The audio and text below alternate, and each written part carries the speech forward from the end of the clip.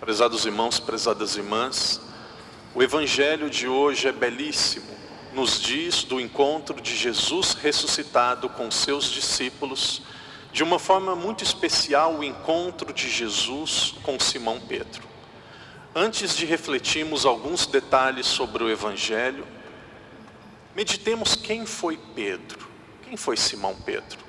Seguramente Pedro é uma das pessoas mais importantes da história da igreja, uma das pessoas mais conhecidas de cada um de nós. Seguramente muitas pessoas aqui têm o nome de Pedro, mas quem foi Simão Pedro? Pedro era um pescador, pai de família, tinha esposa, tinha filhos. E um certo dia, enquanto estava pescando, Jesus apareceu, ou enquanto estava tentando pescar, Jesus apareceu e percebendo que ele não tinha peixes, Jesus disse: lá você pescará. E ele sabia que não havia nada de peixes, mas porque Jesus pediu, ele lançou as redes e apanhou uma imensidão de peixes. Depois Jesus disse: vem e segue-me, você será pescador de homens.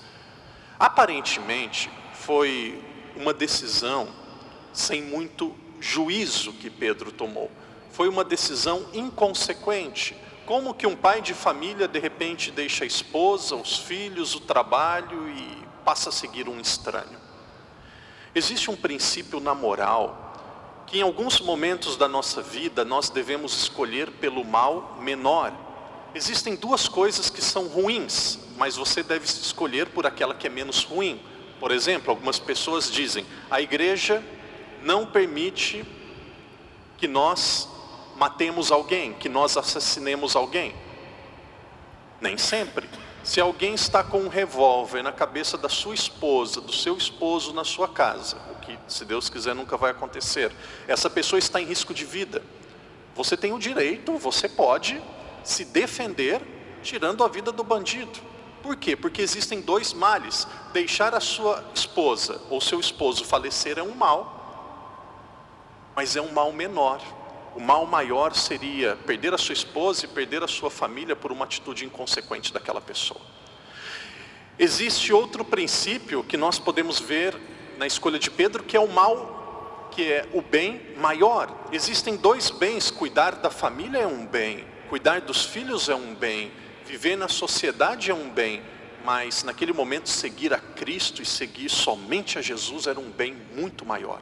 Pedro deixou tudo sem pedir nada em troca e seguiu Jesus. E ali começou uma grande história. Jesus começou a formar os seus discípulos.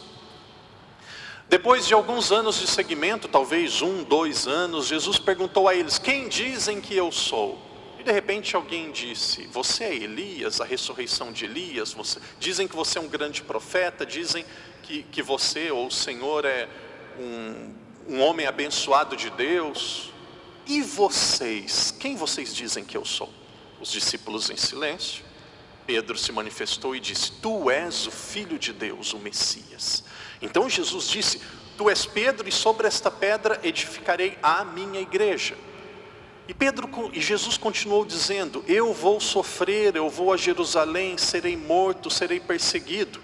Mas Pedro disse: isso não vai acontecer. Nós não vamos deixá-lo ser morto. Nós vamos contigo até o fim. Porém Jesus disse a Pedro: afasta-te de mim, Satanás. Em outro momento estavam no alto do monte rezando, no Monte Tabor, e Pedro disse: é tão bom estar aqui, nós queremos ficar aqui para sempre. Mas uma voz que veio do céu dizia que Pedro não sabia aquilo que estava falando. E Jesus disse: desçam, continuem a missão de vocês. Outra vez, quando Jesus estava para ser morto, nas últimas horas de vida, possivelmente na sexta-feira pela manhã, Pedro tirou a sua espada e queria cortar a orelha do soldado que estava para matar Jesus. Porém Jesus disse: guardai esta espada e deixai que a vontade de Deus aconteça. Praticamente estas palavras. Nós sabemos também que em um determinado momento da sua vida, Pedro ouviu de Cristo: Pedro, seja fiel, Filho do homem vai sofrer, eu vou passar por muitas provações. Mas Pedro disse, eu irei contigo até o fim, não vou traí-lo. Então Jesus disse, antes que o galo cante, você me trairá 3 vezes. Pedro disse, não, isso jamais vai acontecer. E o evangelho de hoje, a história continua, Jesus pergunta a Pedro, e pergunta 3 vezes, Pedro, tu me amas? E Pedro responde, sim, Senhor, eu te amo. A história continua, e para mim este é o texto mais belo do dia de hoje, da liturgia de hoje, a primeira leitura. Depois de algum tempo, os apóstolos receberam o Espírito Santo e começaram a anunciar a palavra de Cristo. Começaram a anunciar a palavra de Deus. E o Sinédrio, que era a autoridade religiosa da época, mandou chamar os apóstolos e disseram a eles, vocês já foram repreendidos, vocês não devem falar nada em nome de Jesus, porque Jesus foi uma pessoa que foi contra a lei, e se vocês continuarem falando, vocês serão penalizados por isso. Olha a resposta dos apóstolos. É melhor e é mais correto obedecer ante a Deus do que aos homens. Nós devemos obedecer primeiro a Deus do que aos homens. E o que aconteceu depois? Eles foram chicoteados, apanharam, foram presos, foram humilhados. E o texto encerra dizendo que eles saíram da cadeia, da prisão felizes, sorrindo e alegres, porque eles foram dignos de sofrer por causa de Cristo. Por que o padre contou tudo isso? Jesus, quando ele passou praticamente 3 anos ensinando os apóstolos e vivendo com os apóstolos, Pedro não estava aos pés da cruz. Pedro havia abandonado Jesus. Pedro havia traído Jesus. Como que Jesus teve paciência com São Pedro? Como que Jesus teve paciência com os apóstolos?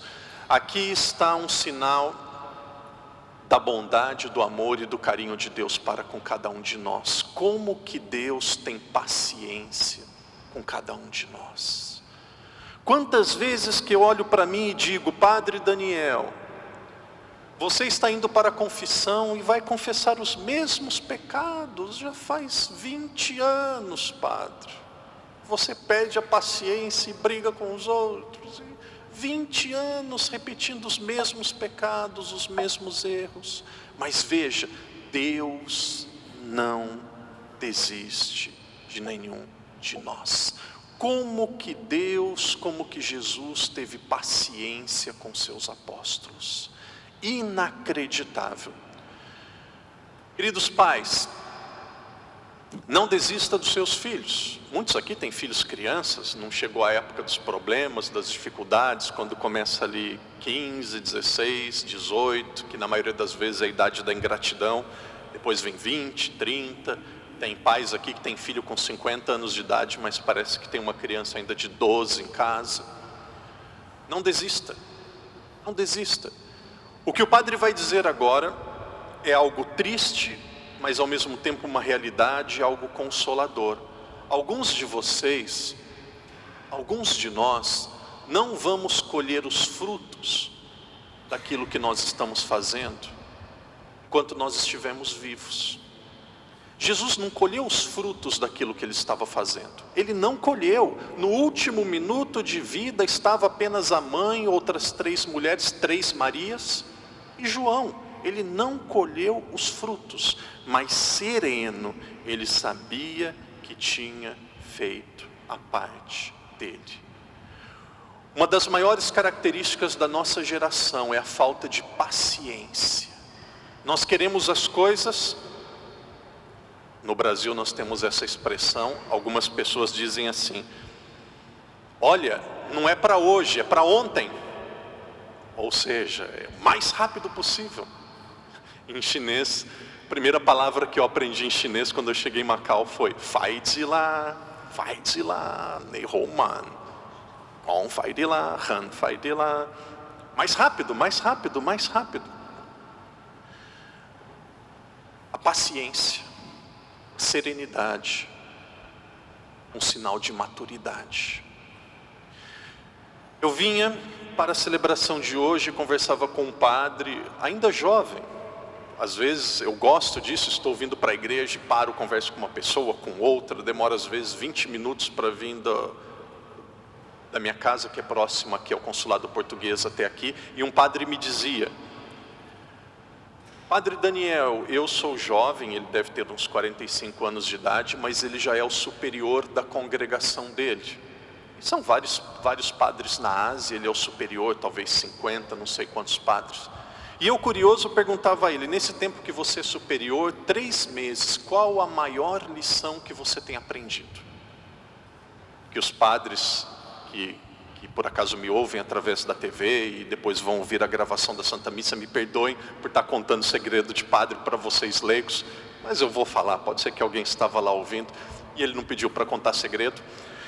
Isso daqui é vida de padre, eu estou dizendo de padre, não estou dizendo de pessoas que não vão na igreja não. E ele falou assim: Padre Daniel, o maior problema que eu vejo entre os padres e na sociedade é a nossa falta de comunicação. Se nós soubéssemos nos comunicar e tivéssemos a humildade de falar, de ouvir e de dialogar, muitos problemas seriam resolvidos. A maioria dos problemas, eles acontecem porque nós não nos comunicamos, nós não conversamos, nós imaginamos uma situação, pensamos uma coisa, nós não esclarecemos e depois criamos como se fosse um monstro, o fim do mundo. Mas algo que poderia ser resolvido com uma conversa de 10 minutos, talvez com um jantar, com um almoço. Converse, pergunte, dialogue. Se você perguntar, dialogar, procurar alguém, e essa pessoa se sentir ofendida, que sinta ofendida, o problema não é seu mais. Mas muitas vezes nós ficamos imaginando coisas, pensando coisas, que na verdade nem existe. Uma vez uma pessoa disse: Padre, eu sei porque você está me ignorando, Padre. Foi porque eu parei de ir na missa na Sé e agora eu vou na missa de São Domingos. Mas eu nem lembrava da pessoa. A vida do padre é tão corrida, como que eu estou ignorando a pessoa? Eu vou saber da vida de todo mundo. Então vai criando monstros. Pergunte, converse, dialogue. Eu já disse e direi novamente, sabe qual que é a parte, qual que é o objeto mais importante em uma casa? Eu acredito que é mesa. As pessoas não se encontram mais. Muitos filhos almoçam na sala, no sofá. Tem gente que almoça até no quarto. Tem pais que criaram um palácio para o filho no quarto. Quer começar a destruir a vida do seu filho? Coloca lá uma televisão, coloca um computador, coloca um frigobar, coloca uma mesinha com pratos. Ué, já tem uma casa no quarto, para que vai sair do quarto? Eu sei que você tem condição financeira para dar o melhor celular, para dar um frigobar no quarto, para pôr uma cozinha no quarto, para pôr uma pessoa para servir o filho no quarto, mas fazendo isso está perdendo o filho. Mesa, lugar da refeição é a mesa. As pessoas podem se olhar, as pessoas podem dialogar, um vê o outro. Pessoas na mesma casa, um mandando mensagem de celular para o outro para conversar. Claro que uma vez ou outra isso pode acontecer mais fácil, mas o tempo todo.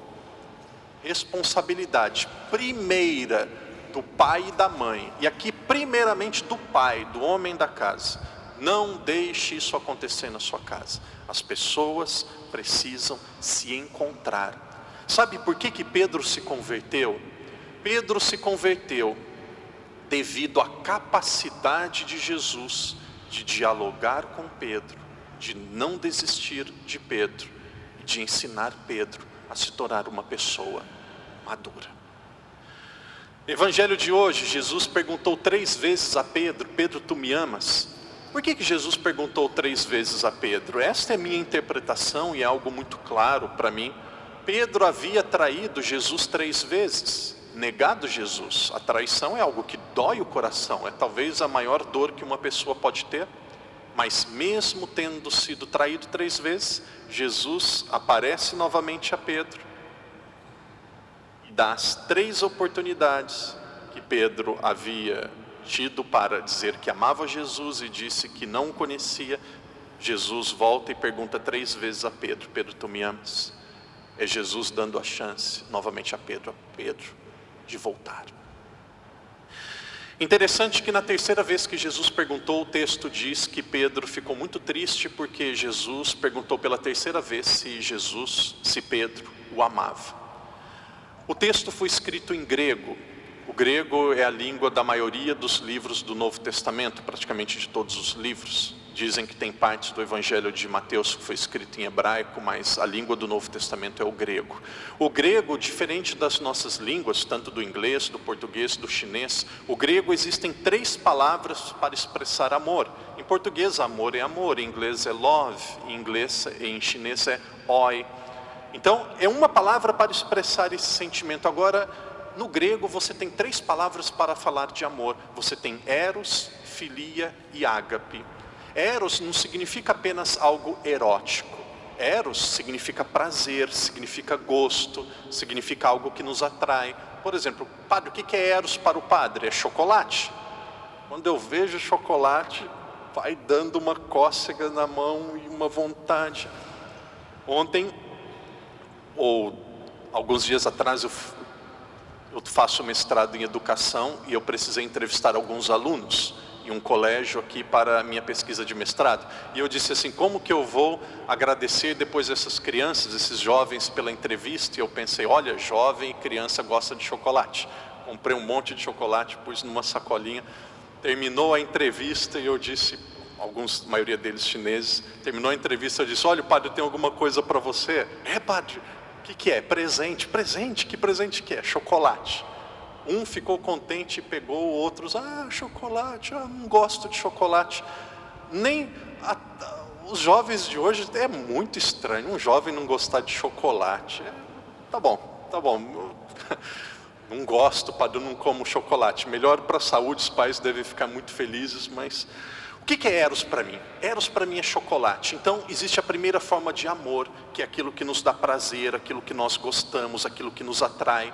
Qual que é a segunda forma de amor? Para os gregos é filia. Filia é amor filial, é um amor de amigo, um amor para uma pessoa que nós gostamos e queremos muito bem. Existe respeito, existe carinho, existe cuidado, nós nos preocupamos. Agora existe uma terceira forma de amor, que é o ágape. Alguns falam agapé. O que é ágape? Ágape é a sua capacidade de dar a vida sem esperar nada em troca. É uma mãe que acorda de madrugada, um pai também, para levar o filho ao hospital sem pensar: eu vou fazer isso porque daqui 20 anos eu vou ficar idosa e ele vai me levar no hospital. Não, a mãe nunca vai pensar isso. Eu vou ficar porque depois vai ter uma boa profissão e vai me levar para fazer uma boa viagem, vai me levar para fazer um passeio no Brasil. Não, nunca ninguém vai pensar isso. A mãe e o pai têm amor ágape, ama porque ama. Então existem 3 formas de amor: eros, filia e ágape. E este evangelho diz assim: Jesus perguntou a Pedro: Pedro, tu me amas? Jesus primeiro usou a palavra ágape. Pedro, tu me amas? Ágape. E Pedro foi responder e disse: Senhor, eu te amo.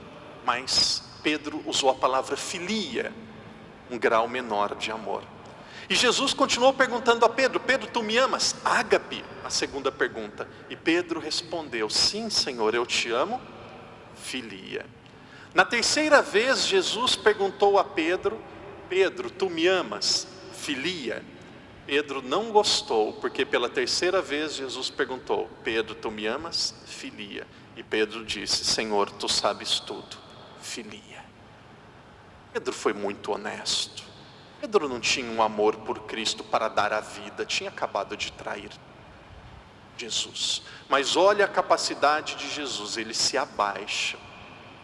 Ele entende a nossa forma de amá-lo, mesmo que não seja a melhor. Aceita a nossa forma de amar.